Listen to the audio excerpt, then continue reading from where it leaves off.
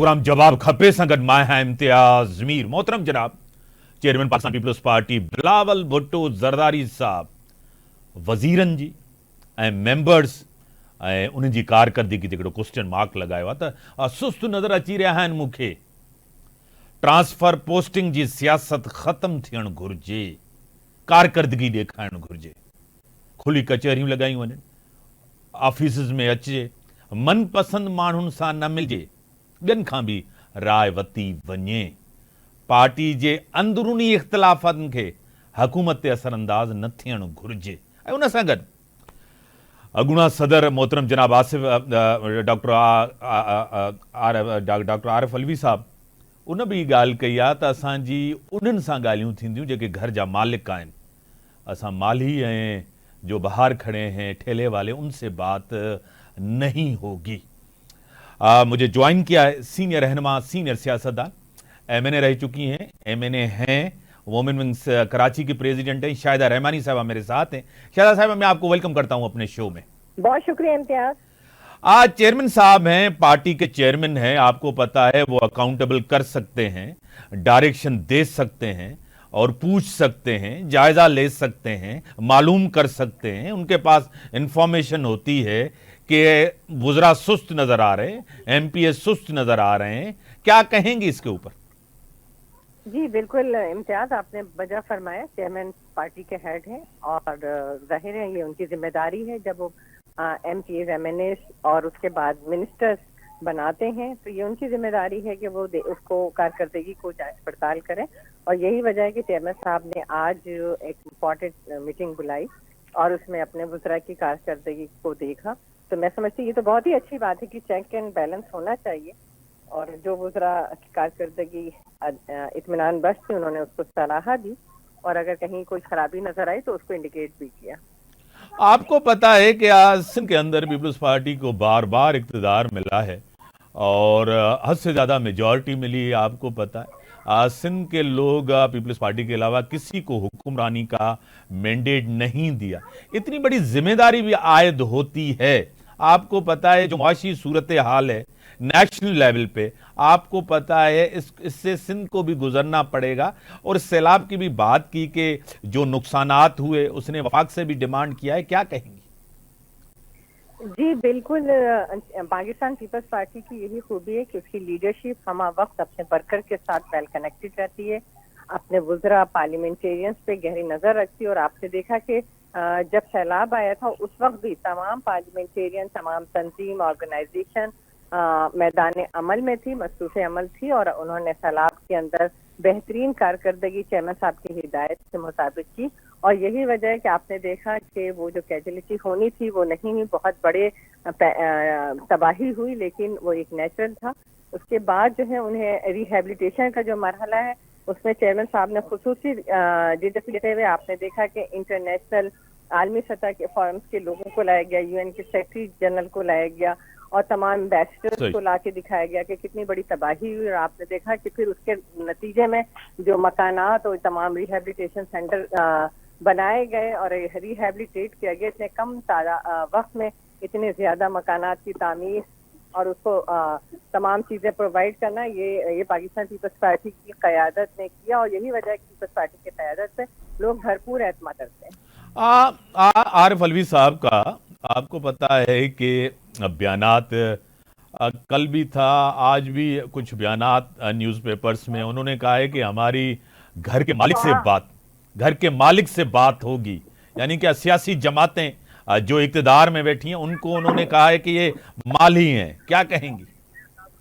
देखिए ये बहुत ही बड़ा अलमिया है कि हमेशा PTI की सफ़ों से इस तरह आवाज आती है क्योंकि उन्हें यकीन है कि उन्हें इक़्तिदार में जो लेकर आया गया 2018 में, जिस तरीके से उनको लोगों को जोड़ तोड़ करके मुख्तलिफ पार्टियों से लेकर आया गया और फिर जिसको बाद में एडमिट करके एस्टेब्लिशमेंट ने भी कहा कि वो हमारी सबसे बड़ी सियासी गलती थी और अब वो उनकी गलती थी। और उसके अलावा 2014 के धरने दिलवाए गए, रेड जोन के अंदर जिस तरह किया गया, तो अब ये आरिफ अलवी हो या इमरान खान हो, ये सब की एक ही है कि जी हम एस्टेब्लिशमेंट से बात करके एम्पायर की उंगली पकड़ के आ जाए और इक़्तिदार में, क्योंकि ये तो पॉलिटिकल है नहीं सियासी लोग जो होते हैं वो सियासतदानों से बात करते हैं, अपनी आवाम से सही। कनेक्टेड होते हैं, और आप देख रहे हैं कि आवाम इनसे बेजार आ चुके हैं।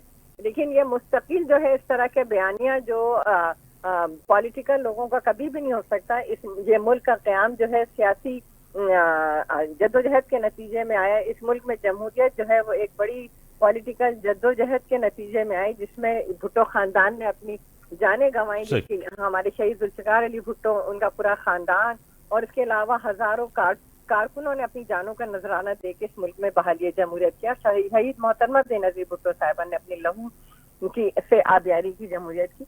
तो आज आप कैसे कह सकते हैं कि जी हम जो है क्या मैडम मैं यहाँ आपको रोकूंगा, ब्रेक का टाइम हो गया है, मैं जल्दी वापस आ जाता हूँ, क्योंकि बड़ा अहम सवाल ये आरिफ अलवी साहब ने, और जिस तरह इससे पहले भी उन्होंने कहा कि सियासी जमातों से बात नहीं होगी और मुल्क के अंदर जमहूरियत है, सिस्टम है, सब कुछ है। साइफर केस में उनको रिलीफ मिला है, बड़ी खुशियां मनाई जा रही। एक तरफ तो साइफर पे खुशियां, दूसरी तरफ आपको पता है चीफ जस्टिस के ऊपर उन्होंने कहा है कि किसी भी केस में चीफ जस्टिस साहब को नहीं होना चाहिए। मैं ब्रेक जो टाइम था ब्रेक खत्म होता।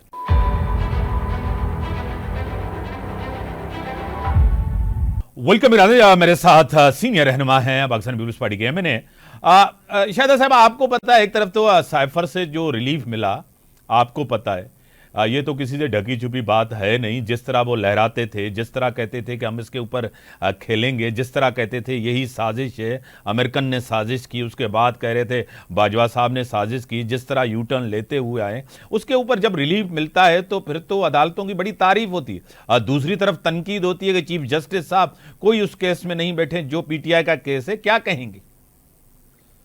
देखिए, इनको खुद मालूम है कि इन्होंने अपने जजेस को कहाँ कहाँ बैठाया हुआ है, किस तरीके से रिलीफ मिल रहा है इनको। और ये कोई अब ढकी छुपी बात नहीं, पूरी पाकिस्तानी कौम जानती है कि Islamabad high court, Lahore high court में जब भी केस लगेंगे, पिशावर हाई कोर्ट में, वो इनकी मोस्टली इनके फेवर में पैसे आते हैं। और साइफर केस तो वो है जिसको खुद इमरान खान साहब ने एडमिट किया हुआ था। इसमें किसी सबूत की जरूरत नहीं थी। अगर हम लाइक डिसलाइक की पॉलिसी से हट के सिर्फ जस्टिस करें जो मनसब पे बैठे हुए, तो इस तरह की बात ना हो, फरमाइशी प्रोग्राम ना हो। ये हमेशा ये चाहते हैं कि नैब के पैसे अगर इनके हक में आ जाए तो वेल एंड गुड, नहीं आए तो चेयरमैन को ब्लैकमेल किया जाए। अगर अदलिया के फैसले इनके हक में आ जाए तो वेल एंड गुड, अगर नहीं आते तो फिर ये उनके खिलाफ जो है मुजाहमत करते हैं। इसी तरह आपने देखा कि हर फैसले ये अपनी मर्जी से लेना चाहते हैं, और यही वजह है कि अगर कोई जस्टिस के ऊपर मबनी फैसला देता है, इंसाफ पर मबनी फैसला देता है, तो फिर इनको वो नापसंद होता है। जिस तरह आपको पता है कि एक पूरी एक डिसइंफॉर्मेशन की प्रोपेगेंडा जिस तरह फैलाया जा रहा है इदारों के खिलाफ, मुल्क के खिलाफ खत लिखे गए आईएमएफ को, आपको पता है। अभी भी जिस तरह आपको पता है शेख मुजीब की वीडियो रखी गई, उस हालात का जिक्र किया गया, जिस तरह टारगेट किया गया, क्या कहेंगी? देखिए, ये तो कोई अब ढकी छुपी बात नहीं रही कि ये गैर मुल्की वो कुव्वतें जो पाकिस्तान को नुकसान पहुंचाना चाहती हैं उनके हाथों में खेल रहे हैं। और यही वजह है कि 71 के वाकयात को जिस तरह तोड़ मरोड़ के और जिस तरह पेश किया जा रहा है और मुल्क तोड़ने की बातें की जा रही है। ये कोई दुश्मन तो सोच सकता है, कोई मुहिब वतन पाकिस्तानी कभी इसका तस्वुर नहीं कर सकता। सिर्फ अगर इख्तिदार मिल जाए तो सब कुछ ठीक है, अगर इख्तिदार नहीं मिलता तो इनके तो अपने नारे हैं ना कि इमरान खान है तो ठीक है वरना पाकिस्तान नहीं। तो ये इस तरह की सोच रखने वाले इनसे मुहिब वतन किसी तौर पर भी नहीं हो सकते। इन्होंने हमेशा जब प्राइम मिनिस्टर थे उस वक्त भी पाकिस्तान का इमेज दुनिया भर में जाकर जिस तरीके से ये बात करते थे पाकिस्तानियों के बारे में, पाकिस्तानी पॉलिटिशियंस के बारे में, और उसके बाद आज भी जब इख्तिदार नहीं है तो तमाम इदारों को, दुनिया के ममालिक को खत लिख रहे हैं कि जी इमदाद ना दी जाए और पाकिस्तान को के साथ तिजारत ना की जाए, और इस तरीके की ये बातें कर रहे थे। ये मुल्क दुश्मन ही कर सकता, कोई मुहिब वतन पाकिस्तानी नहीं कर सकता। तो ये तो इनके स्टेटमेंट, कॉल और फेल दोनों ये साबित कर रहे हैं कि ये मुहिब वतन नहीं है, और ये हमेशा उन कुव्वतों के साथ बरसरे पैकार है जो पाकिस्तान को नुकसान पहुंचाना चाहते हैं। तो इनके इस तरह के स्टेटमेंट और इस तरह की चीजें जो हैं वो इस बात का सबूत है कि ये पाकिस्तान को नुकसान पहुंचाने के लिए हर हरबा इस्तेमाल करते हैं, जिससे पाकिस्तान की मईशत को, पाकिस्तान की साख को नुकसान हो। और इदारों के खिलाफ जिस तरीके से सोशल मीडिया में कैंपेन चलाई जा रही है, मैं उसकी शदीद मजम्मत भी करती हूँ कि ये वही इदारे हैं जिनको कभी आप कहते थे कि जो आपको याद होगा कि बाप होते हैं और आज उनको जो है इस तरीके से ये बात कर रहे हैं। हम ये नहीं कहते कि बाप, हम ये कहते हैं हर इदारे की अपनी इज्जत है, तौकीर है और उसको कभी भी पामाल नहीं करना चाहिए, हालात कुछ भी हो। बड़ी मेहरबानी, आपने टाइम दिया। शाहिदा रहमानी साहिबा, उनका पॉइंट ऑफ व्यू आपने सुना कि इदारों की रेस्पेक्ट सबसे पहले ज़रूरी है कि आईनी इदारों की इज्जत की जाए। एक तरफ तो आप कहते हैं कि कोई मुदाखलत नहीं हो, दूसरी तरफ आप कहते हैं तो बात होगी तो घर के मालिक से बात होगी ना। ब्रेक जो टाइम था, ब्रेक खत्म।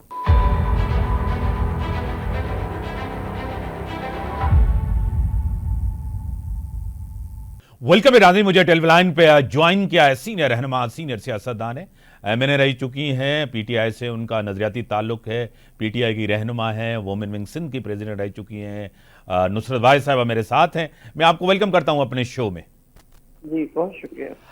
आपको पता है कि अहम पोजीशन पे रहे हैं और बानी पीटीआई के बड़े करीब और सदर मुमलकत रह चुके हैं। डॉक्टर आरिफ अलवी साहब के बयानात बड़े अहम बयानात हैं। उन्होंने कहा है कि हम उनसे बात नहीं करेंगे जो माली हैं या घर के बाहर जो ठेला लगा के खड़े हैं, हम तो घर के मालिक से बात करेंगे, यानी कि एस्टेब्लिशमेंट से बात करेंगे, फौज से बात करेंगे। क्या कहेंगी?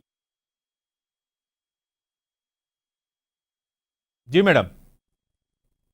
समझदार इंसान है, बहुत जहांदीदा जिसे कहना चाहिए।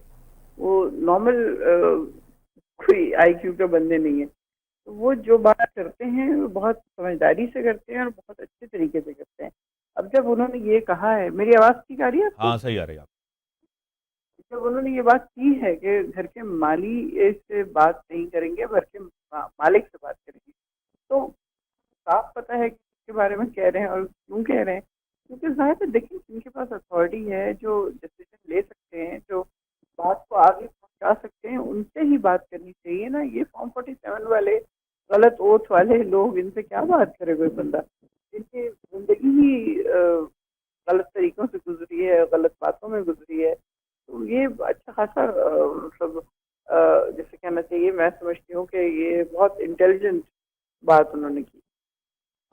नुसरत साहबा, आपके साथ टॉक्स बहुत हुए हैं, आपको पता है, आपकी क़यादत के भी स्टेटमेंट से वो कहते हैं कि पहली बात यह है कि आइन के तहत फैसले हो, पार्लियामेंट फैसले करे, सियासतदान मिलके फैसले करे, और दूसरी तरफ आप कहते हैं कि हम बात करेंगे तो एस्टेब्लिशमेंट के साथ करें। ये तजाद है खुला।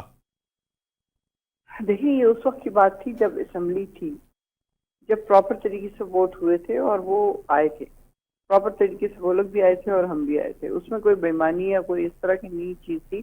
ऑल्दो आरटीएस उसमें भी बैठ गया था और उसके ऊपर भी हमारे ऊपर इल्जाम थे, लेकिन असल में वो इल्जाम हमारे ऊपर गलत थे और वो उनके साथ थे जो कि नून लीग को जिताने के लिए या यहाँ पे थोड़ा सा सोसाइटी को जिताने के लिए थे। लेकिन वो एक्चुअली 6-7 जो सीटें थी पंजाब में, वो नून लीग को देने के लिए आरटीएस बैठी थी। और इल्जाम इन लोगों ने हमारे ऊपर लगा दिया। एमकेएम ने भी कॉल एमकेएम के कि 14 सीटें हमने ले ली, आपको देनी हमारी सीटें। तो उन्होंने देखा कि उनके खालिद मकबूल टाइप लोग जो हैं, जो बहुत बड़े बड़े लीडर्स हैं, वो 200 वोट, 600 वोट, 400 वोट इस तरह उनको मिले। तो मेरे ख्याल में उनके भी होश ठिकाने आ जाने चाहिए कि ये जो हम 18 में जीते थे वो भी ठीक जीते थे और इस वक्त भी हम बिल्कुल ठीक जीते हैं। हमारी 21 सीटें इन लोगों ने दे दी हैं। अब जब हम ये वाली बात करते थे कि सियासी पार्टियां बात करें आपस में सियासी, वो तो उस वक्त एक बिल्कुल डिफरेंट सिचुएशन थी। लेकिन इस वक्त जो सियासी लोग हैं, आप देख लें किस किस्म के लोग हैं। मुझे समझ नहीं आती कि वो जी खड़े होकर बात करते हैं जजेस के खिलाफ, और जब उनको तौहीन अदालत में बुला लिया जाता है तो बार बार माफी, बार बार माफी, बार बार माफी। ये एमक्यूएम कर रही है। फैसल वाडा ने अभी तक नहीं किया है। वो चाहते हैं कि वो खुद अपना मुकदमा लड़ें। तो उन्होंने कह दिया फायद ईसा साहब ने कि आप खुद लड़ें, आप अपने वकील को बोलने दें या आप खुद अपने वकील बन जाएं। इस तरह तो बात नहीं बनेगी। तो ये वाली चीजें वहां पे होती हैं, वहां पे कहा जाता है जहाँ पे एक प्रॉपर हुकूमत हो, प्रॉपर तरीके से चल रही हो। ये सबको पता है, पूरी दुनिया को पता है। अब ये सिर्फ बात पाकिस्तान के लिए नहीं रह गई है कि अभी मैं एक जोक पढ़ रही थी, उसमें मोदी कह रहा है सुल्तान राजा को फोन करके कि भाई 547 बच गए तो लेके उनको दे दिया जाओ। यानी हर बंदा इसका मजाक उड़ा रहा है कि किस तरह इन लोगों को जिताया गया और किस तरह इनको हुकूमत दी गई। तो ये सियासी जमातें नहीं है, जाहिर है जो हैंडल कर रहे हैं इस तमाम सिचुएशन को उनसे ही बात करनी चाहिए, क्योंकि वो लोग जाहिर है कि वो इस वक्त ताकत में हैं और उनको करनी चाहिए, उनसे ही बात करनी चाहिए। लेकिन बात फिर वही आ जाती है कि जब बाजवा साहब ने कहा था कि जनरल बाजवा ने कि हम अब सियासत में हिस्सा नहीं लेंगे, 70 साल हमने सियासत की है लेकिन अब हम नहीं करेंगे। लेकिन यहाँ पे वो वाली सिचुएशन अभी तक नहीं आई है, क्योंकि सियासत वही कर रहे हैं, बाकी लोग तो ऐसे ही पकड़ हैं। नुसरत भाई साहबा, साइफर केस का फैसला आया, आपने खुशियां की, सब आपकी पार्टी ने, आपके कारकुनान ने बड़ी खुशी की कि अदलिया जो है सही फैसले करे, अदलिया के ऊपर हमें बड़ा यकीन है, एतमाद। दूसरी तरफ कोर कमेटी का फैसला होता है, चीफ जस्टिस साहब पीटीआई के केसेस से अलग हो जाएं, उस केसेस में न हो। एक तरफ चीफ जस्टिस के ऊपर आपको इत्मीनान नहीं है, एतमाद नहीं है, दूसरी तरफ ये फिर सदर डॉक्टर आरिफ अलवी साहब, साबिक सदर, कह रहे हैं कि मैं तो हिम्मत ही हार गया हूं, यहां तो एस साहब होना ही नहीं है। मतलब इतने तजादात हैं कि कोई एक पता नहीं चल रहा कि लीड कौन कर रहा है, किसके स्टेटमेंट है, क्या मौकिफ है, कोई मौकिफ नजर नहीं आ रहा। क्या कहेंगी, एक कंफ्यूजन पार्टी के अंदर और डिवीजन नजर आ रही है। कंफ्यूजन या डिवीजन ये बिल्कुल बहुत छोटी छोटी चीजें हैं इस वक्त की सिचुएशन में। आप देखिए हमारा लीडर जिसको बगैर किसी गुनाह के, बगैर किसी करप्शन के, घड़ी के ऊपर पता नहीं 870 या 887 प्रोग्राम हो गए, घड़ी घड़ी घड़ी घड़ी घड़ी घड़ी। भाई यहाँ पे मर्सिडीज ले गए लोग, 6 लाख में मर्सिडीज, पता नहीं किस में गाड़ियां जिनकी इजाजत नहीं थी, वो सब कुछ वो ले गए। लेकिन उनके मुतालिक कोई बात नहीं करेगा, बिल्कुल सिरे से कोई बात नहीं करेगा। खान साहब को कहीं रिलीफ मिल जाता है तो जजेस के ऊपर प्रोग्राम शुरू, धड़ाधड़। अतर मिनल्ला बेचारे अगर वो कोई एक अच्छी बात कर देंगे तो उनके खिलाफ वो प्रोपेगेंडा शुरू हो जाएगा। आप जो वहां से आए इंग्लैंड से, आते साथ ही एयरपोर्ट पे आपके साथ क्या सलूक हुआ, उसके बाद आप आते हैं, आने से पहले आपके मुकदमे खत्म हो जाते हैं, आने से पहले आपके वकील जो है वहाँ पे मौजूद होते हैं, पूछोगे आप कैसे आ गए, अभी तो मुकदमा शुरू होने में इतनी देर, वो हम यहाँ पे थे तो हमने सोचा हम चले जाए। तो ये खौफ की बातें हैं। इस कदर रिलीफ उनको दिया गया है, और जहाँ पे रिलीफ देना चाहिए उस बेचारे को रिलीफ मिल ही नहीं रहा है। अभी साइफर का ये तो होने ही था। देखिए वो चीज जो अल्फाज प्राइम मिनिस्टर इमरान खान ने कहे थे उस वक्त, तो वो गलत नहीं थे। आज जो हुआ है उसमें उन लोगों ने माना है, जजेस ने और वकला ने, सबने, कि जो अल्फाज खान साहब ने कहे थे वो सही थे, वो साइफर के ही अल्फाज थे, लेकिन कोई उस साइफर को प्रोड्यूस नहीं कर सका। एक्चुअली उनके जो 3 बहुत इंपॉर्टेंट लोग थे, शहबाज गिल है या शहजाद है, या वो जो उनका क्या नाम है उसका, वटेवर जो CSP ऑफिसर था, उन लोगों ने किसी ने भी खान साहब के खिलाफ बयान नहीं दिया। अगर वो लोग मुकर जाते और वो कहते हाँ हाँ साइफर में ये हो गया हुआ साइफर में, तो शायद खान साहब से थोड़ी सी मुश्किलें और बढ़ जाती। मुश्किलें तो खैर अभी बेइंतहा हैं, 200 पता नहीं कितने मुकदमे करते हैं, अब एक से रिलीफ मिलता है तो 6-7 और मुकदमे दायर कर देते हैं। तो ये एक प्लान है लोगों का कि उसको इतनी अजियत दो कि वो शायद हार जाए। अब ये नहीं उनको पता कि वो जान दे देगा लेकिन हारेगा नहीं। आपको पता है कि बरतानिया में किस किस्म का मजाक उड़ाया जाता है, खान साहब is in jail just because of marrying his wife. ये टाइम की हेडलाइन है, और ये सारी बातें कर रहे हैं वहाँ पे कि किस किस्म का मुल्क है भाई। उसने अपनी बीवी से शादी की है जिससे वो शादी करना चाहता था, उसमें कहाँ से आ गया 55-57 की उम्र की औरत की इज्जत और फलाह और ढिमका और कोई और चीज। ये इंतहाई बेवकूफाना बातें हैं। नुसरत भाई साहब, आप मुझे ये बताएं कि साइफर था, मुख्तलिफ आप कह रहे हैं ना, बयान मुख्तलिफ, तो वो सिचुएशन ऐसी है, लीडर अंदर है, और जो इस वक्त लीडर बने हुए हैं वो तो सारे नए नए हैं। गौर को देख ले, क्या उसके अलावा और बाकी लोगों को सिवाय उमर अयूब के कोई और क्या पुराना है। अब आरिफ अलवी साहब आजाद हुए, मैं तो कहूँगी यही कि प्रेसिडेंटशिप से, तो अब वो अपने बयान देने के काबिल हो गए, वरना तो पहले उनके ऊपर बहुत रिस्ट्रिक्शन थी, चाहते हुए भी बात नहीं कर सकते थे। जाहिर है इतनी बड़ी पोस्ट में बैठे हुए थे तो क्या करते। बड़ी मेहरबानी, आपने टाइम दिया नुसरत भाई साहिबा, आपकी बड़ी मेहरबानी। नाज़रीन, अब ब्रेक जो टाइम था ब्रेक।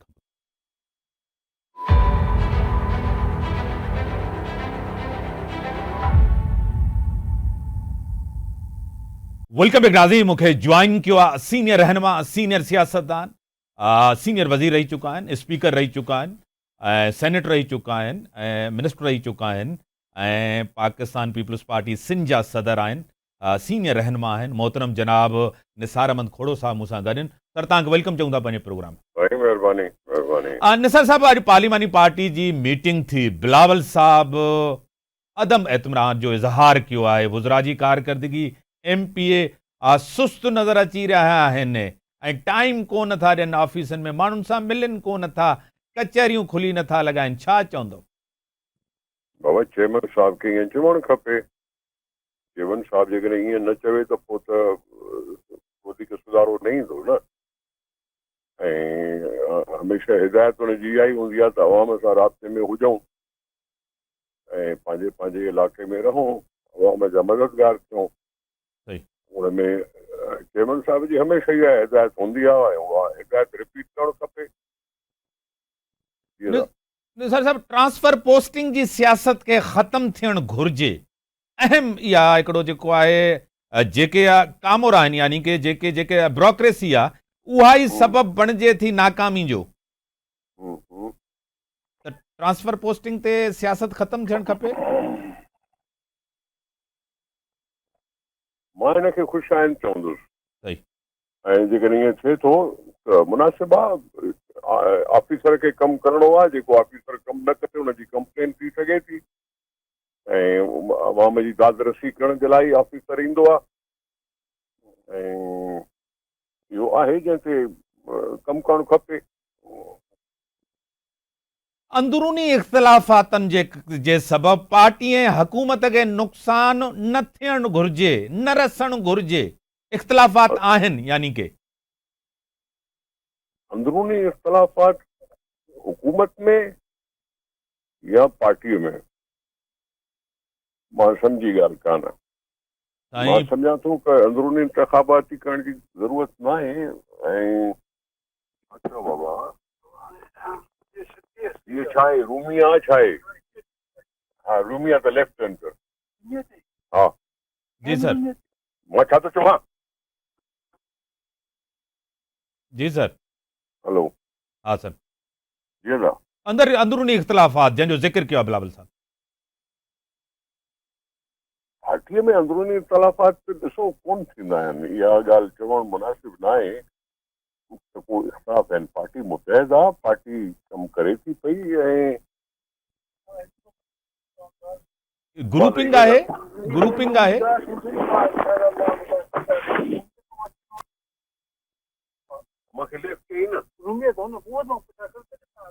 बड़ी मेहरबानी सर, तव्हां टाइम ॾिनो। निसार साहब सीनियर रहनुमा, सीनियर सियासतदान निसार अहमद खोड़ो साहब जो पॉइंट ऑफ व्यू ॿुधो त चेयरमैन साहब सही चयो आहे त ट्रांसफर पोस्टिंग जी सियासत न थियणु खपे ऐं चेयरमैन आहे, उहो कारकर्दगी ते ज़रूरु पुछी सघे थो। ऐं अंदरूनी इख़्तिलाफ़ात हिन ते चेयरमैन साहब जो त अंदरूनी इख़्तिलाफ़ात पार्टी ऐं हुकूमत ते असरअंदाज़ न थियणु घुरिजनि। वॾो अहम बयानु हो चेयरमैन साहब जो, हिन तरफ़ इशारो। इन ई सां गॾु इजाज़त।